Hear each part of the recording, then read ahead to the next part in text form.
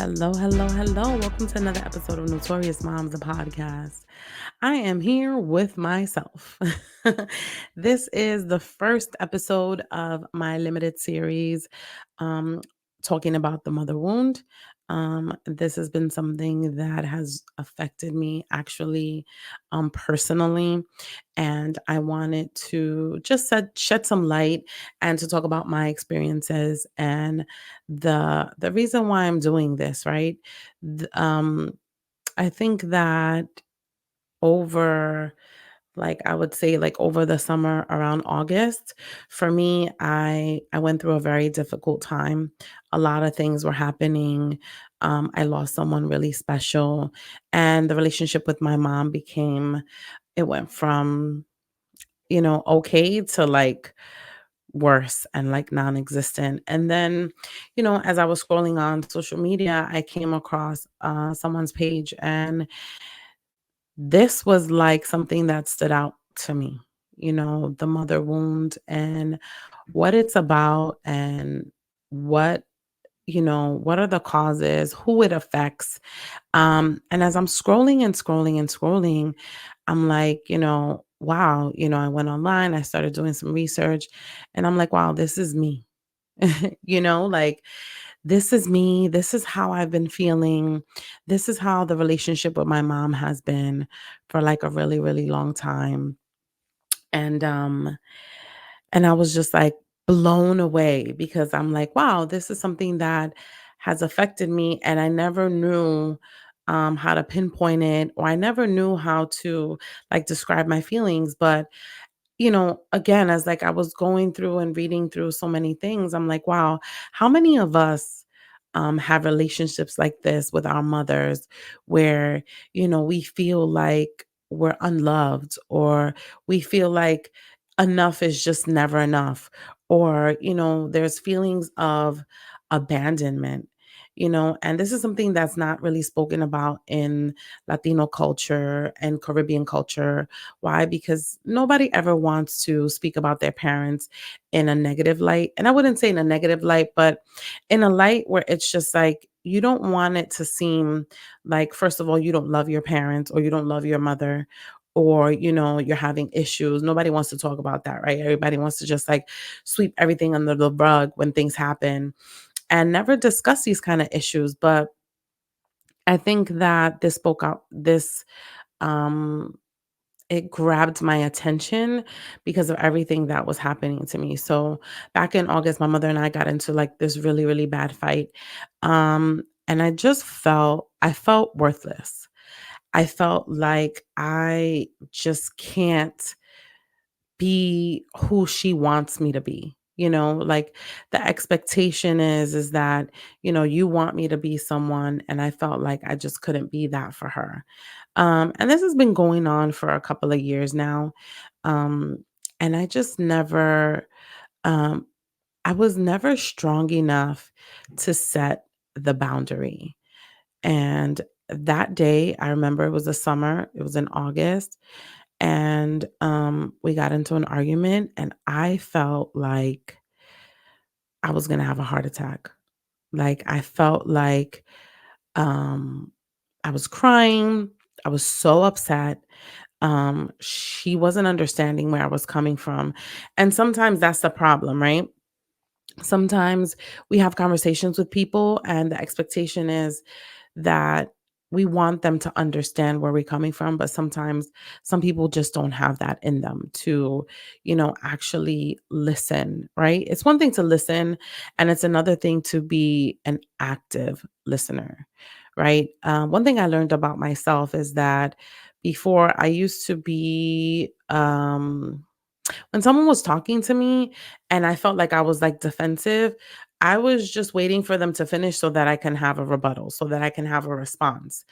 And then it caused a lot of issues in my relationships, and I never wondered, I never like wanted to know why. Why am I having difficulties with people? Why are they not understanding me? Particularly my mom. So my mom and dad got divorced when I was 13 years old. I think I was like 13 or 14, and my dad finished raising me. And, back then, she did a lot of things that I look at now and I was like, why? Like, why did you do that? But then, I lived on my own and we ended up like, reconnecting. I mean, we were always connected, but the relationship was always strained, right? We had a lot of arguments and fights because we're very much alike. And that's one thing I'm going to say about me and my mom is that we are very much alike. We have a very strong character. We always want to get our point across. Um, but, we're just like bumping heads and bumping heads. So, you know, um, flash forward to August. Uh, I remember that day after the particular argument, I had never felt like that before. I had felt an extreme amount of frustration, anger. Um, I felt alone. I felt like there was nothing I can do or say to like rectify the situation, right? Now, I'm not going to say that I was totally right in how I handled it, but I would say that I was um my conviction, I was strong in my conviction, right? Because this is what I was trying to convey a message and she took it totally wrong and it was not my intent. But anyway, so yeah, so I was crying, I was upset, I was at work, and I remember just sitting there crying. I called my friend and I was just like, I can't do this. Like, I can't feel like this ever, ever again. Well, she talked me off the ledge. And from that day forward, I was just like, I never want to feel like this again. And I don't ever want to make someone feel like this because I was ready to just like, honestly, I was just ready to like end it all. I'm like, you know, like, why? Like, why are you doing this to me? Either way.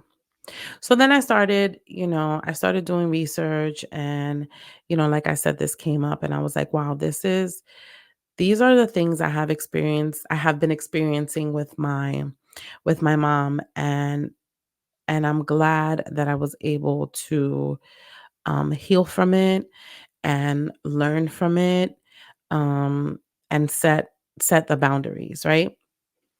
So, the mother wound affects people of color. It affects women of color. It affects women that are in poverty, women from, Latino, Caribbean cultures. And I kind of wondered, like, why is that, right? Like, why does it only affect us, as a culture? But I think it's because, I think back to the stories that both my parents would tell me about how they grew up. Both my parents grew up in Puerto Rico. They grew up in like extreme poverty. My dad would tell me a lot of stories how, they spent a lot of time hungry. There was no food, there was no money. And um that was kind of like one of those things. And there was a big emphasis on respect for your parents, no matter what they did, no matter what. Like, no matter what your parents did, that was just, you respect them at all times, even when they made you feel bad, even when they made you feel unloved, even when they made you feel unworthy. You just had to respect them. Why? Because they were your parents. They were your parents. They brought you here. They raised you. They brought you forward, whatever that forward is for you. Everyone has a different life path. So it was like a big emphasis on that respect. But I was always the rebellious child. I always had issues listening. I always wanted to do my own thing. I never really wanted to be put in a box with anybody else just because, that's just not how I am. I think outside the box. And then as I started getting older, and I tried explaining these things to my parents, it was just like, you know, they weren't really bending, but it's what they were taught. So, how they were raised, it's kind of like it's a generational trauma, right? How you were raised and how you raise your children. Now, I want to say that I love my parents very, very much. I love my mom very much. I love my dad very much. My mom and I are closer now, but that boundary is still very much there. So, my mom is the type of person who is like very controlling and just wants to have an opinion about everything. And, those typical, stereotypical, Latino, if you go online, you see all these memes like, you go to, your family's house and it's like, oh, why don't you have a boyfriend or whatever, whatever those things are anyway. But she is very stereotypical of that. It's like, and I felt like, the expectation for me and my sister was like two totally different things. Now, my sister, I love her dearly. She always try to maintain that respect for my parents because she's not the type that likes conflict. I don't like conflict either, but I think that sometimes conflict needs to happen in order to resolve these kinds of problems. Um, my mom is just like things would happen and everything would kind of get swept under the rug and nobody would talk about these things. Nobody would have these difficult conversations, and as I got older, I'm just like, hey, like, why not? Like, why are we not talking about the fact that what you said made me uncomfortable? Or why are we not talking about the fact that what you said is just not right? Like, it just doesn't make sense for, the times that we're living in right now, right? That's another thing. You kind of have to like move with the times. Like, not saying that you have to change your beliefs or change how things are done, but be a little flexible. And that's something that my mom never really had. It was like never any flexibility for me. And as I got older and I started questioning these things, our fights and our arguments just got, more and more and that kind of stuff. And I feel like as a parent myself, having two children, I've raised my son as a single mom, and now my daughter I have, with my husband or my ex-husband because we're no longer together, but that's another story for another day. Um, you know, it's a difference in parenting. Like with my daughter, I try to be a more gentle parent. With my son, not so much. But as my son has gotten older, I've had these conversations with him like, hey, um, I'm sorry if I ever offended you. I'm sorry if I ever did anything that you really didn't like. I was learning, you know, I had you and I was learning how to be a mom. I had no clue, even though I did have my village and I had so much help, especially my mom, right? How ironic. She was there. She was the one that helped me raise my son. And I've always tried to be transparent with my son to say like, "Hey, is there something that I could have done better?" And he always tells me that I was just great. That I'm just great, and he thinks I'm a great mom, and I love him for that. Um, would I have changed a lot of things in his, upbringing? Absolutely. Would I have been a better parent? I think I'm hard on myself for that because sometimes I just feel like I wasn't always the best parent. I wasn't always the best mom. I feel like that now with my daughter. Sometimes I make mistakes and it's just like I'm hard on myself because I feel like I am trying to break this generational curse, right? I don't want my daughter and I to have the type of relationship that I have with my mom. Um, and sometimes I see that, right? I see that as my daughter and I have conversations, and sometimes I just get so frustrated with her. But I have to also remember that she's a child. She is growing, she is learning, and she's just amazing. Like I think both my kids are so amazing, and I'm glad to say that I had a hand in that. I had a hand in that and I'm really really proud. But one of the things that I don't want to do is have that relationship with my daughter. Um and that's one of the things that the mother wound it affects you in a way and how in a way of how you have relationships with people, significant others, your children. Um and that was one of those things that affected me a lot is that I have a very high expectation of myself. And I know sometimes as parents we fall short. but I'm very hard on myself because I'm not a perfectionist, but I always try to do the right thing. I try to do right by people. I try to, be the best that I think I can be. And um with this healing journey, it's kind of have taught me like, hey, sometimes it's not going to be, the best. You're not going to have good times all the time. You're going to have bad days, you're going to have good days. And that's okay. Like that is totally okay. That is something that I have been trying, and it's been a struggle with myself. It's like, okay, today is not a good, not so good day, but tomorrow will be better. And I think that um just being in it and just being a parent and just going through this journey is has been like amazing.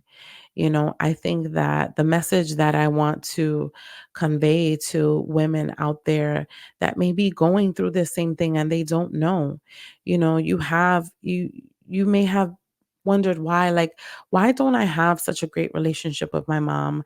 Why does she make me feel a certain way? I think the message that I want to convey is that, you know, it's not you, right? It's not you. We were not asked to be brought here. That was them. And one of the things about healing the mother wound is that you have to accept that it's not you, period. It's not you. And you have to really put boundaries in place with your mom. You have to set them and you have to be okay with it, right? Because that was one of the things that I also struggled with a lot is that, how is she going to feel if she asks me to do something and I just say no? Or how is she going to feel if, we want to go to Christmas to someone's family that I don't feel like going to, and that's my right. I don't feel like doing it. Like, how is she going to feel about that? But um as the time has went on and the boundary has been set, is like, hey, you just got to deal with it, right? And it's going to take time. It is going to take time. It is going to take struggle. It is going to take a lot of, like, I started like journaling my feelings, because some days I just don't want to talk to anyone, right? Which is odd for me because I love talking to people and just like letting them know, especially like my friends. If I'm having a bad day, I'll call somebody up and be like, listen, I'm really just going through this shit. Like, what can I do? But then there's some days that I just want to write it down on paper. So I want to say to everyone out there that has been feeling unloved or has been feeling abandoned by their parent is that it's going to be okay. But you have to do the work. You have to set the boundary. You have to look at yourself. And this is something that I always say, right? I feel like people are like onions, you know? Once you start peeling back the layers and really start like doing some self-discovery and doing the work, um, you'll see that things will start getting better.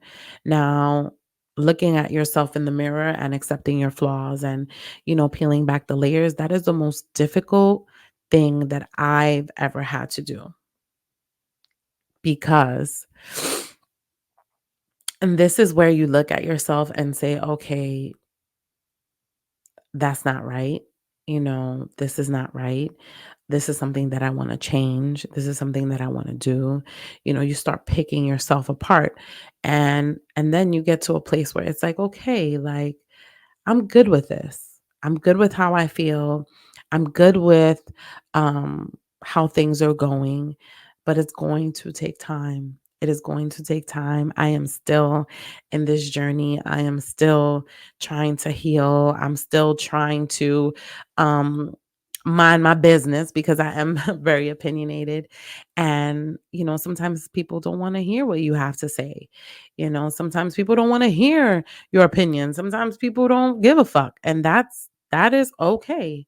But I had to come to terms with that as like, speak when when you need to speak, right? Read the room, learn how to read the room, right? If something is going on and it's just like, hey, like this is not the appropriate time to say that. That was one of the things that I struggle with. I digress. I just went on a tangent. But anyway, the most important thing about healing your mother wound is taking the time out and doing the work.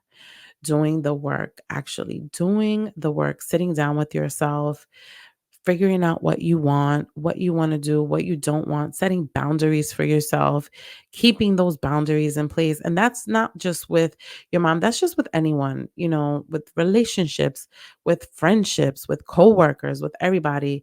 Set those boundaries and stick to them. It is going to be the best thing that you ever do for yourself. Trust and believe. And I know, we've been saturated with all that talk about boundaries, boundaries, boundaries. But listen, it is a real thing. Setting boundaries, sticking to them, it's a real thing. And it will be the best thing that you ever do if you haven't done it already. So that is my 2 cents, 3 cents, 4 cents. I've been already talking for 21 minutes and I didn't realize that. But I hope that everyone enjoys the series. And I hope that anyone that is struggling with the mother wound and anyone that is struggling with the relationships with your parents, look it up, do your research, check it out. You'll be surprised at the things that are in there, what you find, and what, what you can do to help yourself. So I say that all with love. And check me out, Notorious Moms the podcast on YouTube, Instagram, Facebook, TikTok. I haven't been on TikTok in a while, but check me out. Follow me, like, subscribe, and I hope to see everyone soon. Bye.